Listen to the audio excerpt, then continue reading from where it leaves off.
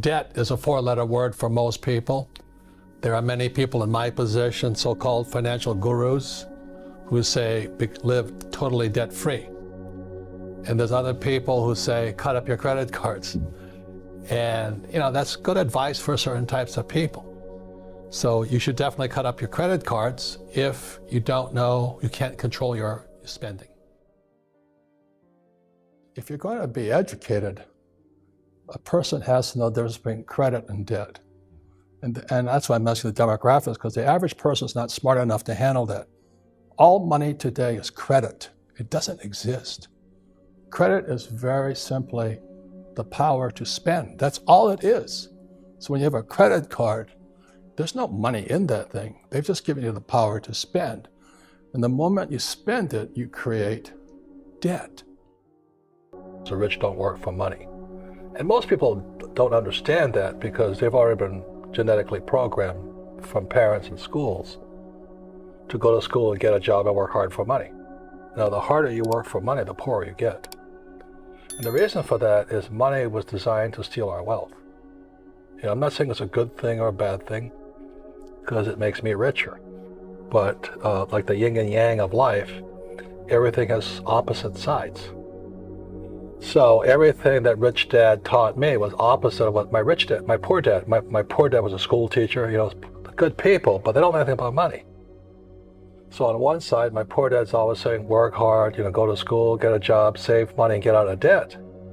On the opposite side, the yang side, was just, well, don't do that, So when I wrote Rich Dad, Poor Dad, it was about the opposites. That's all it was. And the rich don't work for money. The richest people in the world don't work for money. But the average person, that's not part of their consciousness. Well, there's always three sides to a coin, heads, tails, and the edge. So which side of the coin are you on? From my side, it's fair. But this is the difference. Everybody can do the same thing I do because the tax laws are for everybody. We don't say, well, the tax laws are only for the rich. No, the tax laws are for everybody to use if you have the right financial education. And the reason I'm an advocate of financial education, without that education, you have to pay taxes. You see, very few people will buy what I do, make $1 million and pay zero tax. And my rich dad taught me that playing Monopoly. That's how it started. 4 greenhouses, 1 red hotel. Or the McDonald's formula. I write about it here. McDonald's, Ray Kroc. McDonald's is in the real estate business. So they sell hamburgers, but they buy real estate, so they pay no taxes. Taxes are incentives. The reason I get tax breaks for real estate is because I provide housing. I get tax breaks for providing jobs. I get tax breaks for providing oil. And I get tax breaks for providing food. But most people see me as a crook. I'm not. The US government wants me to provide housing, wants me to provide jobs, wants me to borrow money, because that's how money is created through debt, and provide oil and food. I get huge tax breaks.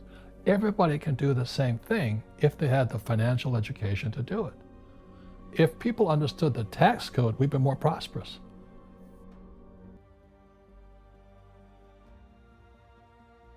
You definitely. But I don't know how people live without credit cards. I don't know how you can check into a hotel, rent a car, or go shopping and go out for dinner, but you should cut up your credit cards if you're a shopaholic. That's good advice. And the other thing about debt, there's good debt and bad debt. And if you only have bad debt, which I classify student loan debt as bad debt, the main reason it's bad debt is because it's the worst possible type of debt. You see, if I get into trouble as a businessman with debt, I can declare bankruptcy and I'm clean. But the trouble with student loan debt, you can't do that. It hangs around your neck for the rest of your life. So if you're a student, you shouldn't take on student loan debt unless you absolutely 100% guaranteed that you will commit to graduating. I don't save money and I use debt to get rich. I also, in Fake, I read about the infinite return, whereas the higher your financial IQ, you don't need money. So if you need money, you're not using your brain or something, because it doesn't take money to make money. And that's one of the biggest lies they tell you. So since 1973, I used debt. I used my own money. I just borrow money to get rich. So many people want to get rich, but they have horrible teachers. And then they work for fake money. The US dollar is fake. They print trillions of it every month or day. And then you buy these fake assets. I don't touch that stuff, but the average person should. So that's why demographics and a person's desire to be rich is probably more important than their education. If you're going to be educated, a person has to know there's been credit and debt. And that's why I'm mentioning the demographics, because the average person is not smart enough to handle that. All money today is credit. It doesn't exist. Credit is very simply the power to spend. That's all it is. So when you have a credit card, there's no money in that thing. They've just given you the power to spend. And the moment you spend it, you create debt. And then a debt is this contractual agreement that you'll pay it back. Now the trouble is, most people ain't paying it back. Look at the student loan crisis we're in, which was brought about by Obama. I'm not Republican or Democrat, but the student loans used to be with the big banks. Today, they're with the US Treasury. And the US Treasury started taking in student loan debt, giving them credit, and now student loan debt is bigger than the subprime crisis that brought down the market in 2008. That's financial education. Well, the reason the rich don't work for money is number one expense is tax. See, there's three kinds of income: earned, portfolio, passive. So earned income is if I get a job, that's earned income. If I'm a doctor or a programmer, that's earned income because I'm working for it. If I buy, let's say, Apple for $10 and I sell it for $20, that's portfolio income, capital gains. But passive income, which is cash flow, is never taxed.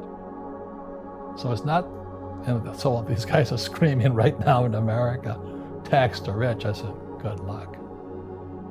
Because most of the guys complaining, they don't know there's three kinds of income. And the rich don't have jobs anyway. They have assets. And so the average schmo out there, poor guy, sent the kid to school. They don't learn this. So that's why in Fake, as you were talking about it, there's a newspaper article about Jared Kushner, and he explains how the Trumps and the Kushners don't pay taxes and make millions of dollars. And the reporter couldn't understand him because our schools will never teach you that, three types of income.